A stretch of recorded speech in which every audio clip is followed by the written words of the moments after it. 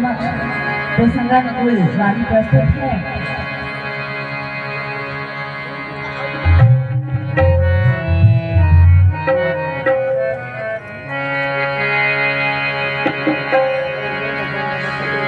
जय जय माता सरस्वती, बार बार शरण रहूं मैं आपकी, मुंह पर हो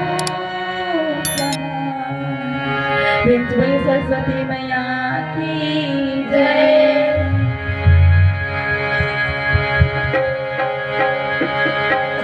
देख कई वानरों को संपाती,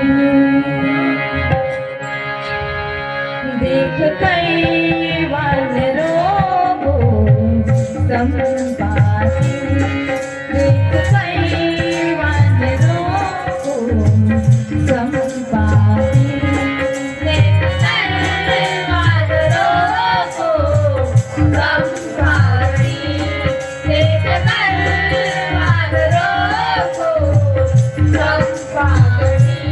बोला भूख मेरी मिटेगी पूरी, बोला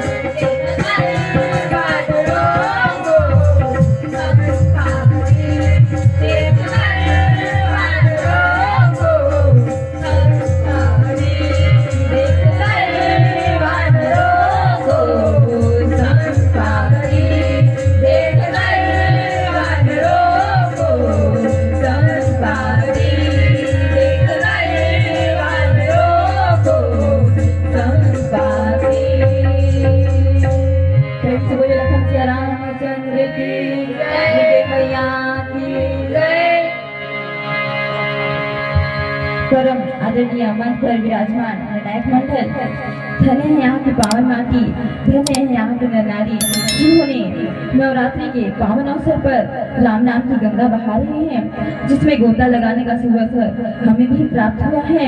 मैं अपनी छोटी सी सरस्वती बालिका मंडी घुघरा की ओर से आप सभी को एवं दूर दराज से आए हुए मानस प्रेमियों को सर नमन करती हूँ, वंदन करती हूँ, अभिनंदन करती हूँ। हमने कथा प्रसंग के लिए किष्किंधा कांड दोहा क्रमांक 26 का चयन किया है, जिसका भावार्थ इस प्रकार से है। निज इच्छा प्रभु अवतरई, सुरमणि गोद्विज लागी, सगुन उपासक संग रहि मोक्ष सब त्यागी, प्रभु रहि मोक्ष सब त्यागी। प्रेम से बोले लखन सिया रामचंद्र की जय। यहाँ पर जब समुद्र तट पर सीता जी को ढूंढते हुए अंगद जी के साथ सभी वानर यहाँ पे परेशान हो रहे होते हैं कि अब हम क्या करेंगे, कहाँ जाएंगे, कैसे सीता जी को ढूंढेंगे। तब जामन जी उन्हें बहुत प्रकार से कथाएं कहते हैं और कहते हैं कि प्रभु अपनी इच्छा से ही अवतार लेते हैं, वे किसी के कर्म बंद होकर नहीं अवतार लेते, वे सगुण उपासक सब प्रकार के मोक्षों को त्याग कर उनकी सेवा में रहते हैं। और इस प्रकार से जब वे कथाएं कह रहे होते हैं तो गुफा में संपाति जी सुनते हैं और वे बाहर निकलकर बहुत से वानरों को देखते हैं और बोलते हैं कि आज तो मुझे बहुत सारा भोजन मिलेगा। वैसे तो मुझे कभी भोजन नहीं मिला पेट भर, लेकिन आज मैं इन सबको खा जाऊंगा और बहुत सारा भोजन मुझे विधाता ने दे दिया है।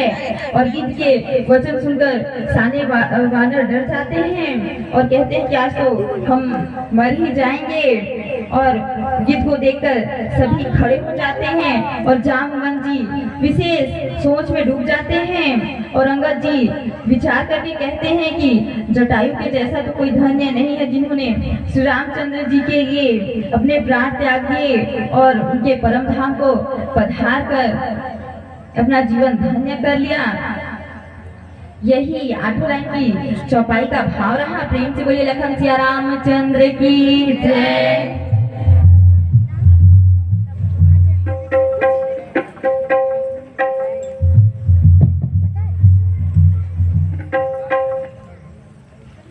आपका 1 मिनट समय से करती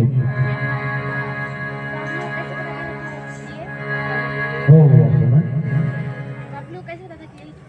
बहुत बहुत धन्यवाद।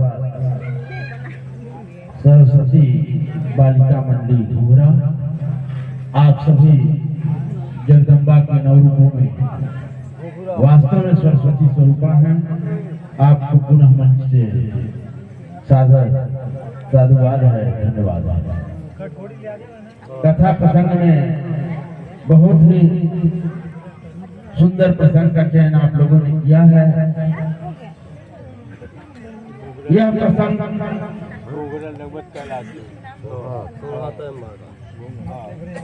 संपाति जटायु के कथा से भरा पड़ा है।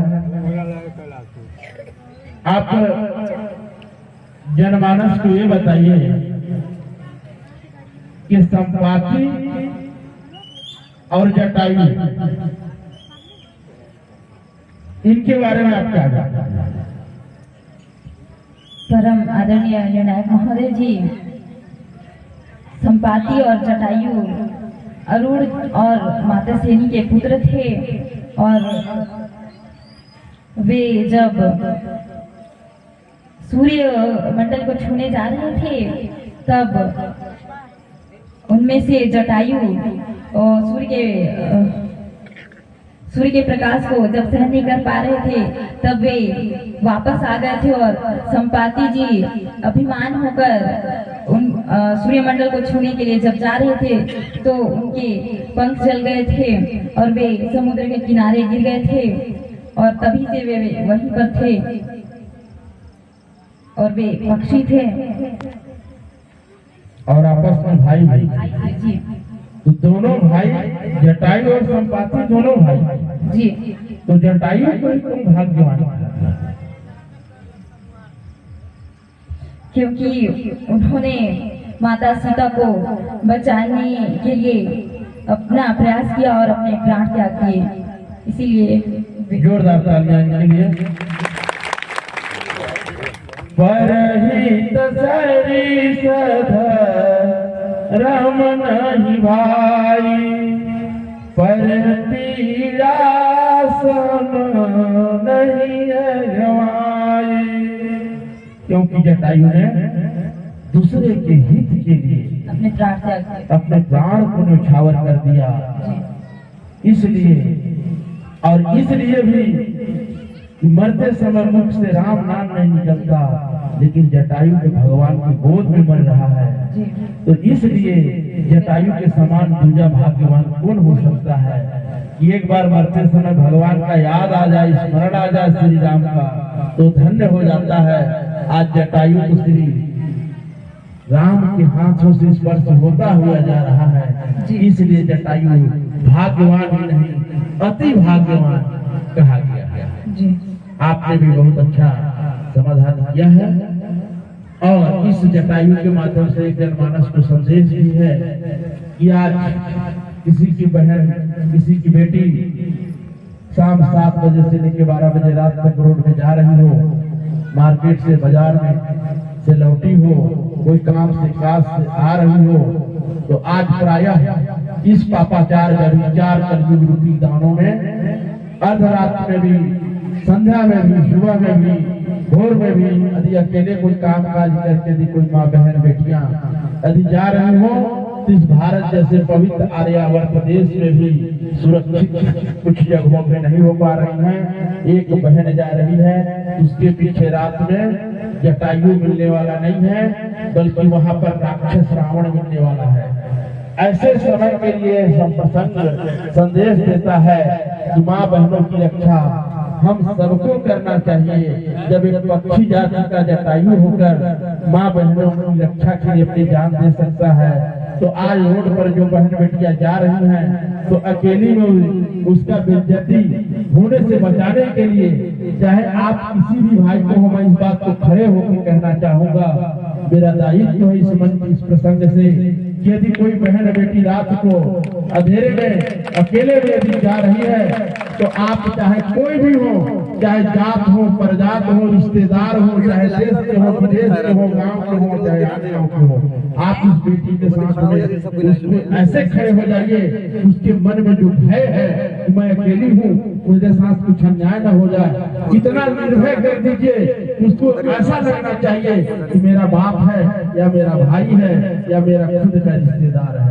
यदि ऐसा आप दूसरे की बहन बेटियों के लिए करेंगे, तो आपकी भी बहन, आपकी बेटी, आपके घर की लड़की, वो भी कभी फंसेगी, तो आपके ही रूप में उसको भी कोई भाई मिल जाएगा, आपके लिए कोई उसके लिए रिश्तेदार मिल जाएगा। और यदि आज यदि किसी बहन बेटी के साथ में अकेले का फायदा उठाने का कोशिश किया, उसे जलील अश्लील हरकत करने की कोशिश किया, परमात्मा सबको देखता है। आपके भी बेटी के साथ आपकी जगह पर कोई दूसरा करेगा। और जिस दिन ये बात हम सबको समझ में आ जाए कि दूसरे की बहन बेटी हमारी भी बहन बेटी है, यदि सब कोई दूसरे की बहन बेटी को अपना बहन बेटी समझने लगे, तो आज थाना में, कोर्ट में, न्यायालय में पापाचार व्यभिचार का फाइल निरस्त हो सकती है, एक तो देखने को नहीं मिलेगा। लेकिन होता यही है कि हम अपनी बहन बेटी का तो दर्जा आसमान में देते हैं, लेकिन दूसरे बहन बेटियों को मजाक में देते हैं। इसलिए आज पापाचार का विचार बढ़ा है। आज दोनों हाथ उठा के संकल्प कीजिए कि हर किसी की बहन बेटियां हमारी बहन बेटियां हैं, हमारी बहन बेटियां आप सबके लिए हैं। यदि इस बात के लिए साक्षी हैं तो आज का यह कार्यक्रम मेरे दिल के लिए बहुत बड़ा सुख देगा और मैं सार्थक करूंगा। बोलिए भारत माता की, भारत माता की। बहुत बहुत धन्यवाद। हम भारत भूमि के देशवासी हैं। निश्चित रूप से हम जहाँ भी रहें स्वस्थ समाज, स्वस्थ राष्ट्र निर्माण को अपना विचार रखें, समाधान रखें, प्रयास करें। अब मानस कोकिला मैडम जी, बस छोटा सा प्रश्न से समय में ज्यादा ले लिया हूँ इसमें।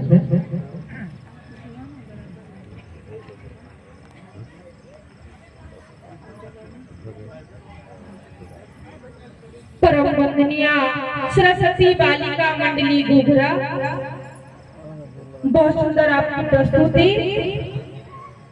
और अब मानस पर कुछ चर्चा करते हैं आप लोगों से। रामचरितमानस में कितने संवाद हैं, विद्वत समाज को बताइए।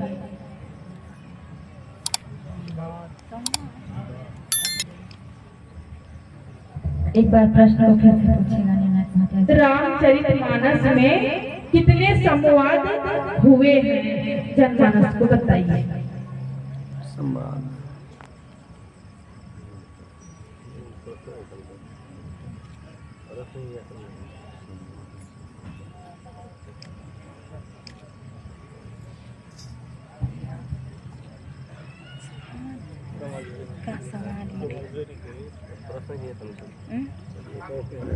सरल है लेकिन वो सुने नहीं। तुलसीदास संत समाज, चंडीगढ़ समाज, परम आदरणीय नीनाथ महोदय जी, रामचरितमानस में